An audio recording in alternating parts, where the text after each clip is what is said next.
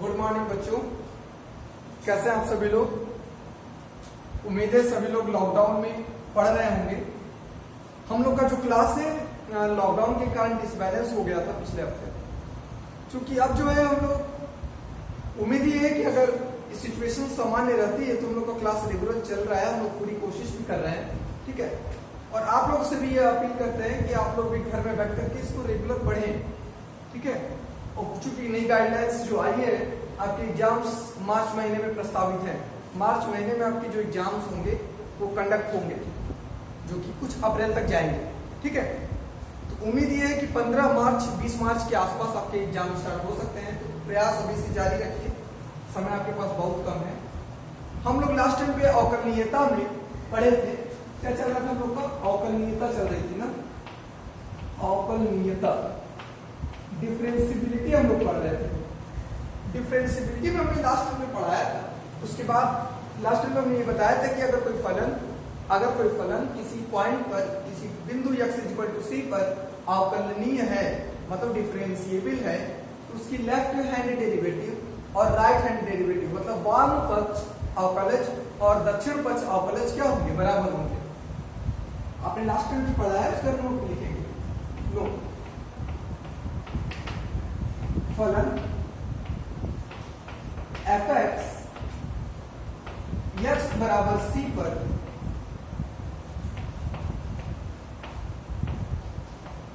अवकलज होंगे, डिफरेंशिएबल होंगे यदि लेफ्ट हैंड डेरिवेटिव x=c बराबर right hand derivative x=c। Left hand derivative right hand derivative को कैसे लिखते हो आप? Limit h tends to 0 f of c minus h minus fc upon minus h is equal to limit h tends to 0 f of c plus h minus fc upon h। Okay, ये आपने लिखा था, ठीक है। दूसरा note number पहला। दूसरा, ये कहां से आया था? f'(c). f'(c) क्या कहता है? f'(c) जो होता है, f'(c) को ही हम लोग किस प्रकार से लिख सकते हैं? ddx ऑफ fx x=c लिख सकते हैं, है ना। और कैसे लिख सकते हैं? d ऑफ fc, है ना, या d of fx eight x=c ऐसे भी लिख सकते हैं, ठीक है। तो ये सारे नोटेशंस थे। थर्ड, ये कहां से आया था? f'(c) से आया था। मतलब f'(c) इज इक्वल टू, कहां से आया था? f'(c) इज इक्वल टू क्या लिखे थे? Limit x tends to c लिखा था आपने, और क्या लिखा था?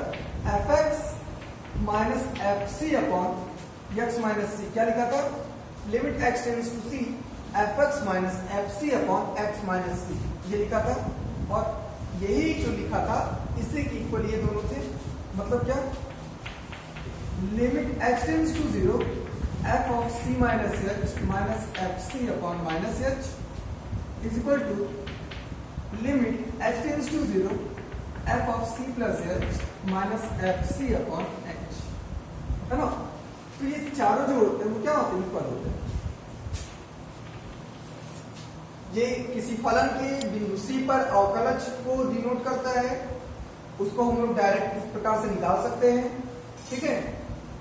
उसका ये क्या रिप्रेजेंट करता है? दक्षिण पक्ष, सॉरी वाम पक्ष अवकलज। और ये क्या रिप्रेजेंट करता है? दक्षिण पक्ष अवकलज। वाम पक्ष अवकलज किस पॉइंट पर? c पर।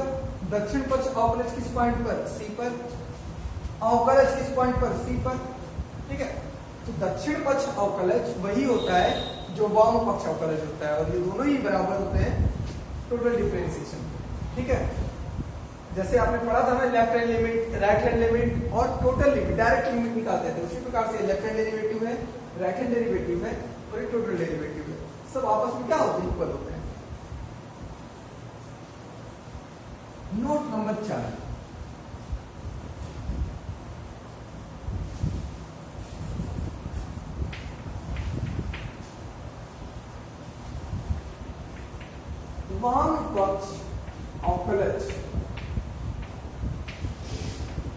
जो होता है लेफ्ट हैंड डेरिवेटिव, ठीक है, उसको हम लोग एल एफ डैश सी भी लिख सकते हैं या फिर एफ डैश सी माइनस भी लिखते हैं।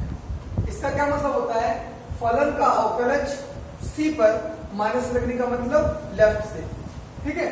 इसका मतलब हुआ एफ फलन का अवकलज सी पर डैश लग गया ना, तो फलन का अवकलज सी पर एल मतलब लेफ्ट हैंड डेरिवेटिव, ठीक है। और आपको पता ही है कि कितना होता है, limit h tends to 0 f of c minus h minus F C upon minus h। पता ही है लेफ्ट हैंड डेरिवेटिव क्या होता है। और दक्षिण पक्ष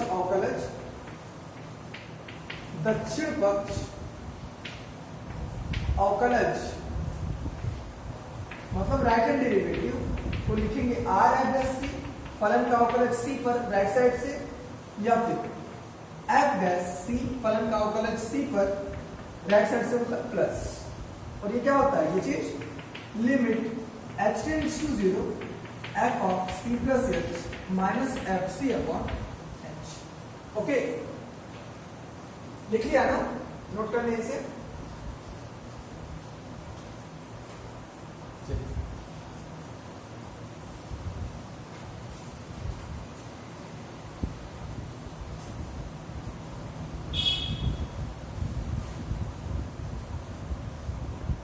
आगे चलते हैं।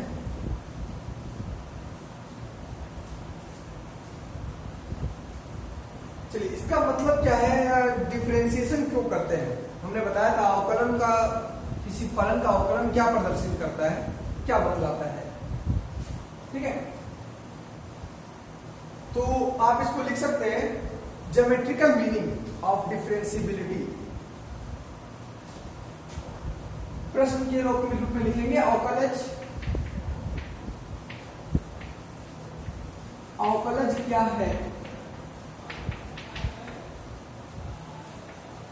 यह क्या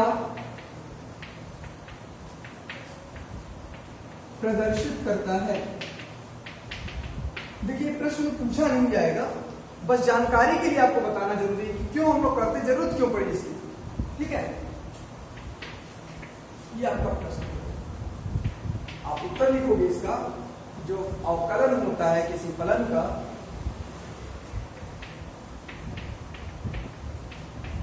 किसी फलन fx, और फलन कैसा होना चाहिए, रियल वैल्यू होना चाहिए, वास्तविक फलन। किसी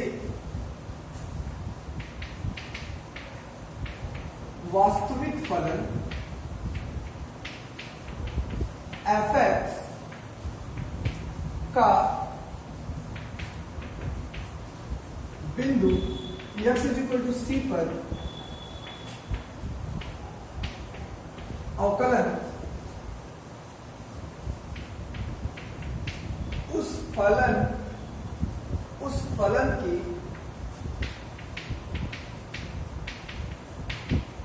स्पर्श रेखा की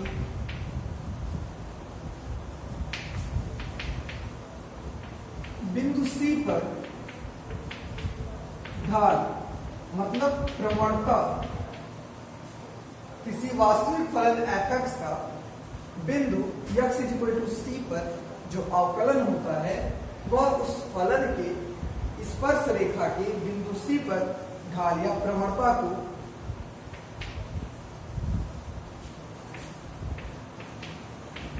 प्रदर्शित करता है, ठीक है। मतलब मान लीजिए कोई फलन है और फलन का ये ग्राफ है, ठीक है। इस फलन का ग्राफ है, ये कोई फलन है fx और उसका ग्राफ है। मान लीजिए x = c एक पॉइंट है यहाँ पर, इस पॉइंट के करस्पॉन्डिंग यहाँ पर तो पॉइंट होगा, ठीक है। इस पॉइंट पर इस फलन की स्पर्श रेखा, स्पर्श रेखा खींच दीजिए, स्पर्श रेखा खींच दीजिए आप इस यहाँ पे।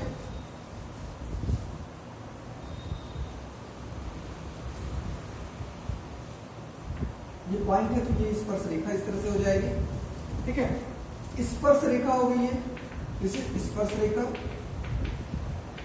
ये फलन है आपका, फलन fx, इस फलन का बिंदु x इक्वल टू सी पर ये क्या है, स्पर्श रेखा हो गई।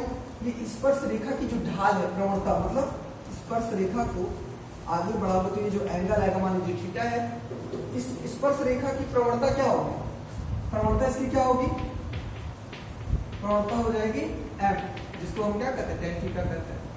तो क्या बताया कि किसी फलन का बिंदु x इक्वल टू सी पर जो अवकलन किया जाता है वह उस फलन के बिंदु x इक्वल टू सी पर स्पर्श रेखा की ढाल को प्रदर्शित करता है। ठीक है, स्पर्श रेखा की ढाल क्या है, tan थीटा है। इसको कौन प्रदर्शित करता है, फलन का अवकलन। तो अवकलन करते हैं तो अवकलन को क्या लिखते हैं, f डैश लिखते हैं। फलन का तो fx का लिख रहे हैं, किस पॉइंट पर, c पर, तो आप यहाँ लिखो f डैश c। तो मतलब f डैश c जो होता है वो tan थीटा के बराबर होता है। तो इसका मतलब ये क्या हो गया, ये अवकलन हो गया। और ये आप पढ़े हो प्रवणता, तो ये आप कहाँ पढ़े हो, निर्देशांक ज्यामिति में पढ़े हो। tan थीटा जो होती है प्रवणता, वो क्या बताता है, स्लोप बताता है, प्रवणता ही बताता है ना किसी कर्व का। तो ये स्पर्श रेखा की जो प्रवणता बताता है उसको क्या कहता है, इस फलन का अवकलन कहते हैं। तो यहाँ से आपको रिलेशन मिल जाता है कैलकुलस से।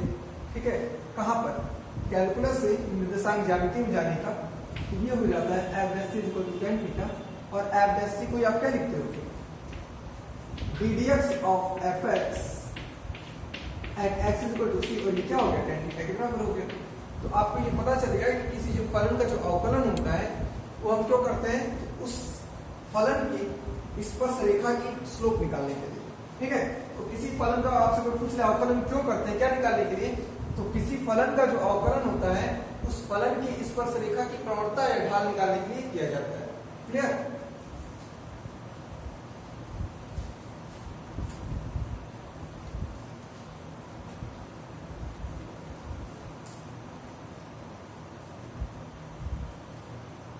इसमें कोई दिक्कत नहीं है। चलिए, हमने आपको याद होगा एक टॉपिक बताया था, सबसे पहले लिखा था लिमिट, इसके बाद लिखा था कॉन्टिन्यूटी, इसके बाद लिखा था डिफरेंशियबिलिटी, इसके बाद लिखा था इंटीग्रेबिलिटी। और हमने कहा था कि ये कंटिन्यूअस चलते हैं इस तरह से, बैक जाने की कोई सिचुएशन नहीं होती, आगे ही जाएंगे। मतलब अगर कोई फंक्शन डिफरेंशिएबल है तो इस बात की गारंटी होगी कि वो पिछले दोनों से वो करके आया है, कंटिन्यूअस होगा। तो डिफरेंशिएबिलिटी जो होती है वो कंटिन्यूटी को इंप्लाई करती है कि अगर कोई फंक्शन डिफरेंशिएबल है तो वो कंटिन्यूअस जरूर होगा, लेकिन कंटिन्यूटी डिफरेंशिएबिलिटी को अप्लाई नहीं करती। ये जरूरी नहीं है कि अगर कोई फंक्शन कंटिन्यूअस है तो वो डिफरेंशिएबल भी हो। ठीक है, तो अगला प्रश्न हमारा ये है, हम लोग अगला प्रश्न पढ़ेंगे। अगला प्रश्न हमारा क्या होगा, क्या हर फलन, क्या हर सतत फलन, क्या हर सतत फलन अवकलनीय हो सकता है?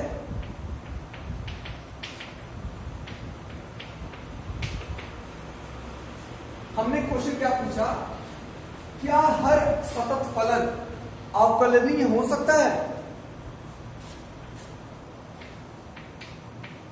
यदि हां तो क्यों?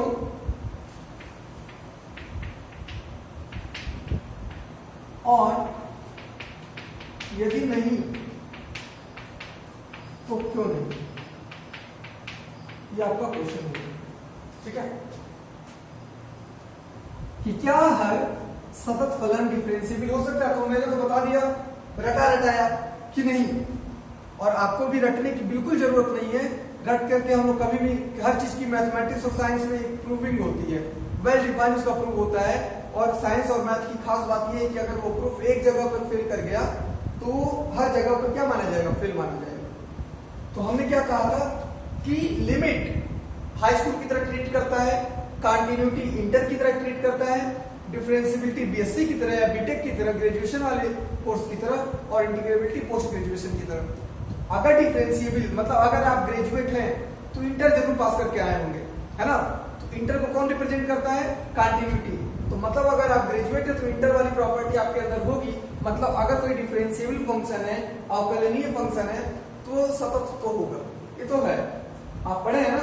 लिमिट है तो कंटिन्यूटी की कोई गारंटी नहीं है, लेकिन अगर कंटिन्यूटी है तो लिमिट जरूर होगा। और डिफरेंशिएबिलिटी, अगर कोई फंक्शन डिफरेंशिएबल है तो उसमें दोनों गुण जरूर होंगे। लेकिन इसमें आपने क्वेश्चन क्या पूछा है, क्या हर सतत फलन हर कंटीन्यूअस फंक्शन डिफरेंशिएबल हो जाएगा? क्या इंटर में पढ़ने वाले हर छात्र बीएससी में जा पाएंगे? नहीं, बहुत सारे लोग नहीं पढ़ते आगे, है ना, बहुत सारे लोग स्टॉप कर देते पढ़ाई। तो कहने का मेरा सेंस ये है कि आप याद करने का तरीका है ये बहुत सिंपल सा। तो ये अगर आप इसको ग्रेजुएशन की तरह ट्रीट करते हैं तो हम मेरा आंसर क्या होगा कि नहीं, हर सतत फलन गारंटी नहीं है कि डिफरेंशिएबल हो जाए। लेकिन अगर आपसे उल्टा पूछता कि क्या हर डिफरेंशिएबल फलन सतत हो सकता है, तो ये गारंटी थी कि हर डिफरेंशिएबल फंक्शन कंटीन्यूअस होगा, चाहे आप बीएससी करें चाहे बीटेक इंटर करके आए होंगे, है ना, इस बात की गारंटी होती है। चलिए, हमारा आंसर क्या होगा? नहीं, है ना, सीधे सीधे आंसर क्या होगा? नहीं। क्यों? हर सतत फलन अवकलनीय नहीं हो सकता। ये आपका आंसर हो गया। लेकिन कुछ देखो क्यों नहीं हो सकता, आप प्रूव करिए। तो इसके लिए हम एक एग्जांपल लेते हैं। माना fx is equal to mod of x minus 2। माना fx is equal to mod of x minus 2। बड़ा इंटरेस्टिंग फैक्ट है, यहां से कई सारे क्वेश्चंस आपको सॉल्व करने के लिए मिलेंगे आपकी एक्सरसाइज में।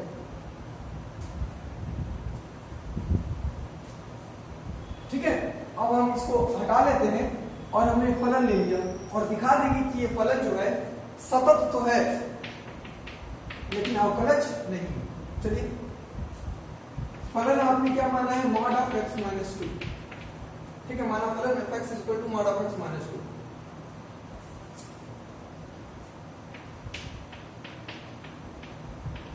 उपरोक्त फलन, अब ध्यान दीजिएगा, जब भी कहीं मॉड वाला फंक्शन आ जाए ना तो मॉड के अंदर वाली जो वैल्यू होती है उसको जीरो करेंगे। मॉड के अंदर क्या लिखा है? x माइनस 2, उसको जीरो किया और x के अंदर क्या आ गई 2 पर। इस पर हम इसकी चेक करेंगे। देखिए, अगर कोई मॉडुलस फंक्शन होता है तो वो हमेशा कंटीन्यूअस होता है। मैंने लिखवाया every modulus function is everywhere continuous. तो मॉडुलस फंक्शन तो हमेशा कंटीन्यूअस होगा। तो डिफरेंशिएबिलिटी की जो चर्चा होती है ना, x माइनस 2 पर जो होता है x माइनस 2 इक्वल टू 0 पर, ठीक है, x माइनस 2 इक्वल टू 0 पर होगा तो x इक्वल टू 2 आएगी। तो मॉडुलस फंक्शन में जहां पर ये 0 रखते हो और x की जो वैल्यू आती है वो फलन वहां पर डिफरेंशिएबल नहीं होता है। तो इसी बात को देखना है। उपरोक्त फलन fx equal to mod of x minus 2, x is equal to 2 पर सतत है।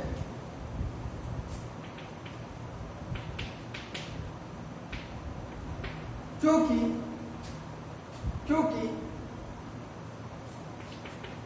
fx एक मॉडुलस फंक्शन है,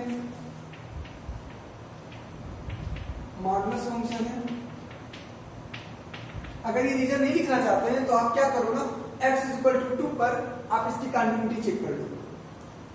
ठीक है,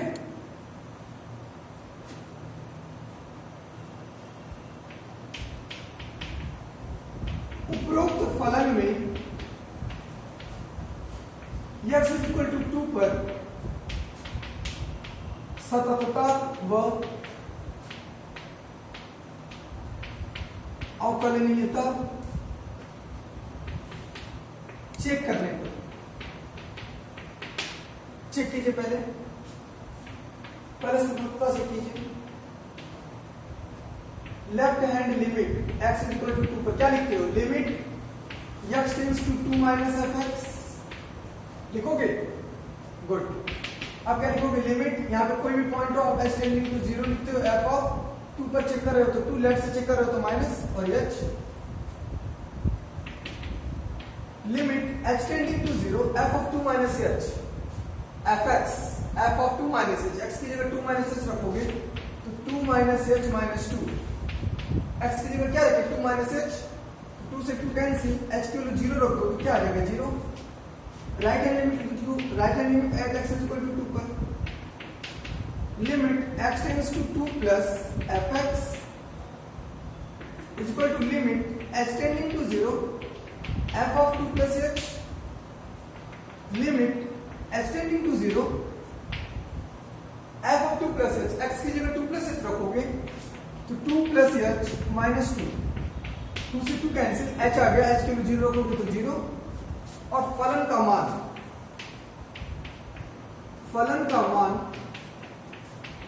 f ऑफ 2, फलन का मान x बराबर 2 पर रखोगे तो f ऑफ 2 रखोगे तो क्या आएगा 2 माइनस 2 0, लेफ्ट हैंड लिमिट भी 0 राइट हैंड लिमिट भी 0 और फलन की वैल्यू भी 0। तो आप क्या बताओगे, आप बता दोगे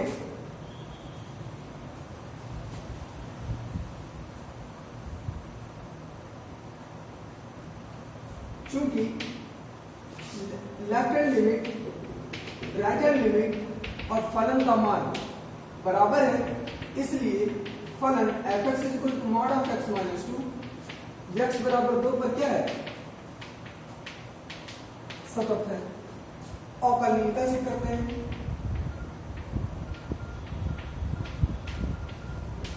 अवकलनीयता से करते हैं। Left hand derivative x is equal to 2 पर, तो लेफ्ट हैंड डेरिवेटिव का फार्मूला क्या होता है limit h tending to 0 f of c minus h होता है minus f of c upon minus h, left hand derivative का फार्मूला होता है। लेकिन c की जगह क्या रखना है आपको 2 पर चेक कर रहा हो ना, तो 2 रखोगे f of 2 minus h minus c की जगह f of 2 upon minus h limit h tending to 0 आ जाए यहाँ पे f ऑफ 2 माइनस h रखो, fx क्या आपका मॉड ऑफ x माइनस 2 है, x की जगह 2 माइनस h रखोगे तो 2 minus h minus 2 okay minus f of 2, फलन का मान अभी 0 आया है, x की जगह 2 रखोगे तो 2 माइनस 2 0 आएगा 1 माइनस h, 2 से 2 कैंसिल, 2 से 2 कैंसिल खत्म हो गया, माइनस h का मॉड करोगे तो क्या आएगा प्लस h आएगा, h upon minus h cancel कितना आ गया minus 1 okay. Right hand derivative calculate कर लो, राइट हैंड डेरिवेटिव कैलकुलेट करो इसी तरह से। जब राइट हैंड डेरिवेटिव कैलकुलेट करोगे फार्मूला क्या होता है राइट हैंड डेरिवेटिव का limit h tending to 0 f of c plus h minus f of c upon h, c कितना है 2 का चेक कर रहे हो ना, f of 2 plus h minus f of 2 upon h। देखो लेफ्ट हैंड डेरिवेटिव का फार्मूला ये होता है, किस पॉइंट पर चेक करना है 2 पर, तो आप c की जगह क्या रखते हो 2 रखते हो। राइट हैंड डेरिवेटिव का फार्मूला ये होता है c पर, लेकिन आपको क्या करना है 2 पर चेक करना है, तो इसीलिए आप c की जगह क्या रखते हो 2 लिखिए। चलिए limit h tending to 0 f of 2 plus h रख दीजिए, यहाँ पे f ऑफ x की जगह x की जगह 2 प्लस h रखोगे तो 2 plus h minus 2 minus f of 2 में 2 माइनस 2 अपॉन h, ये कैंसिल मॉड h की वैल्यू क्या है h ही रहेगी और यहाँ भी h कैंसिल आ गया मान। क्या left hand derivative right hand derivative equal है नहीं,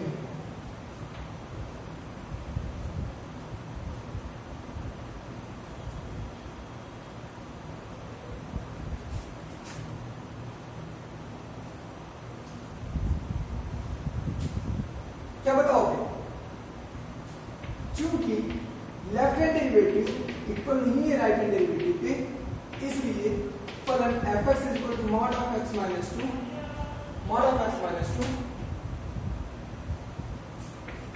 x बराबर 2 पर अवकलज नहीं है ना। अब तक हम कह सकते हैं कि अतः हम कह सकते हैं कि हर सतत फंक्शन हर सतत फलन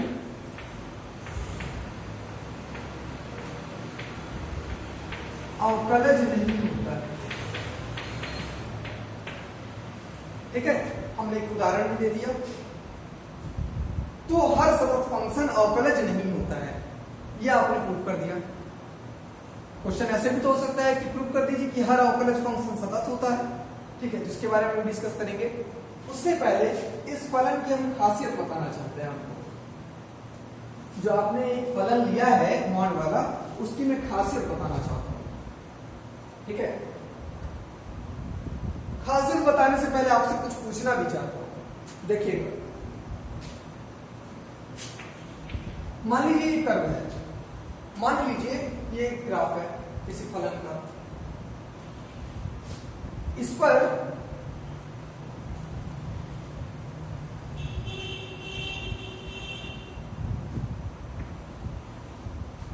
पर हमने एक टेंजेंट लाइन ड्रा किया। टेंजेंट लाइन ड्रा किया तो टेंजेंट लाइन जो होती है, स्पर्श रेखा, किसी ग्राफ को या किसी कर्व के वक्र को कितने पॉइंट पर स्पर्श करती है? एक पॉइंट पर करती है। आपको पता है कि किसी भी वक्र की या किसी भी ग्राफ की जो स्पर्श रेखा होती है, किसी पर्टिकुलर पॉइंट पर कितने पॉइंट पर टच करती है? एक पॉइंट को टच करती है।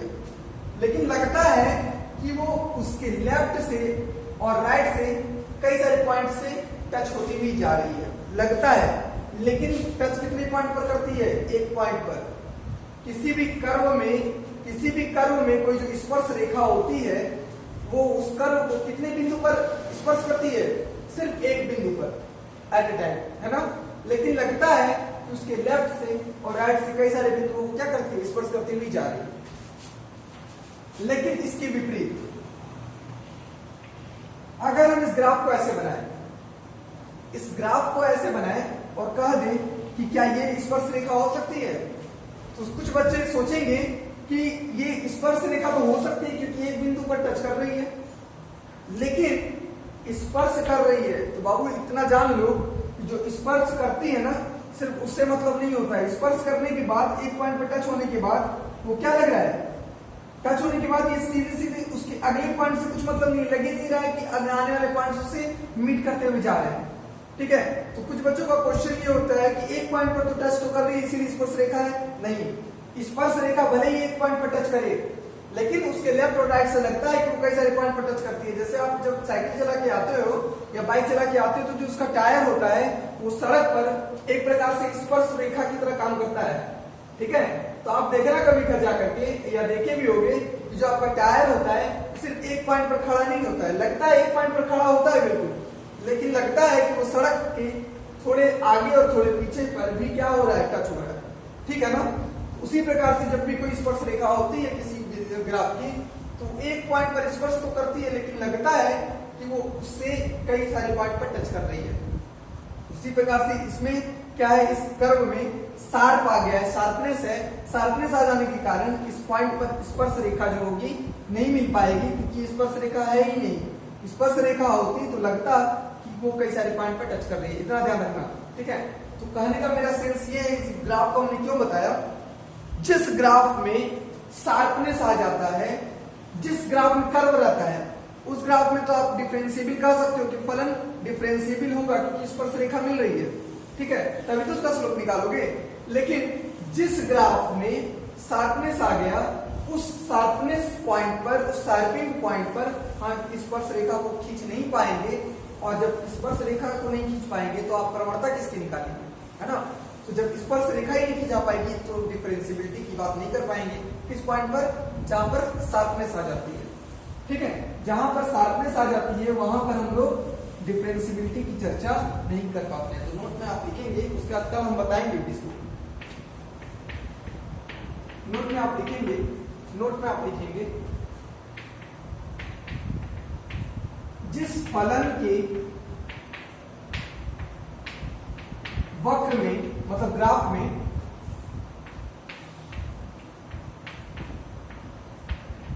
जिस फलन के वक्र या ग्राफ में, ग्राफ ही लिख लीजिए, जिस फलन के ग्राफ में आप वक्र नहीं समझ पाएंगे, आप वक्र का मतलब समझ जाएंगे कि कर्व है, ठीक है।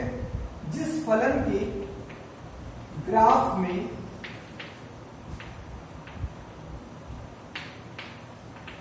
शार्प पॉइंट होता है वहां पर फलन अवकलज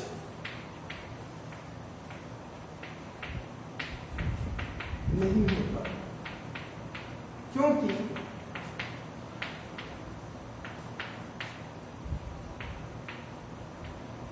शार्प पॉइंट पर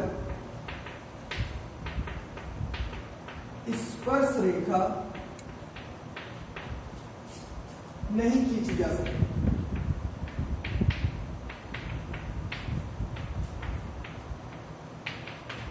ओके, जैसे अभी हमने ग्राफ बनाया ना x-2 का, जब आप इस ग्राफ को बनाओगे, प्लॉट करोगे, तो देखो ध्यान से, x की वैल्यू 0 लो, तो 0 लोगे x की वैल्यू, तो आपको ये fx मतलब y, तो y fx, जब x की वैल्यू 0 लोगे तो आपको y क्या मिलेगा, मॉड ऑफ -2 मतलब 2 मिलेगा, ठीक है। तो 0 पर वैल्यू 2 आ गई। जब आप 1 लोगे तो 1 - 2 -1 का मॉड 1 मिलेगा। जब आप 2 लोगे तो 2 - 2 0 मिलेगा। जब आप 3 लोगे तो 3 - 2 1 मिलेगा, और जब आप 4 लोगे तो फिर 2 मिलेगा। तो मतलब ये जो ग्राफ होगा आपका वो इस प्रकार से मिलेगा, ठीक है। इसका ग्राफ मॉड ऑफ x-2 का ग्राफ, तो मॉड ऑफ x-2 के ग्राफ में शार्पनेस कहां पर आ रहा है, 2 पर आ रहा है, ठीक है। तो दिस इज शार्प पॉइंट। इसीलिए आपने देखा था अभी जो एग्जांपल हमने करवाया था कि x बराबर 2 पर फलन क्या हो रहा था, अवकलन नहीं हो पा रहा था, ठीक है। आगे जो है हम लोग कल डिस्कस करेंगे कि शार्पनिंग पॉइंट होती है तो फलन जो होता है, आज हमने ये बता दिया कि अगर किसी फलन के ग्राफ में शार्पनिंग पॉइंट होती है तो फलन उस पॉइंट पर अवकलज नहीं हो पाता है। तो इसी तरह हम कल पढ़ेंगे कि कल 1-2 एग्जांपल और के साथ पढ़ेंगे कि शार्प पॉइंट जहां पर होता है वहां पे फलन अवकलज क्यों नहीं होता है, ये हमने आज बता दिया है।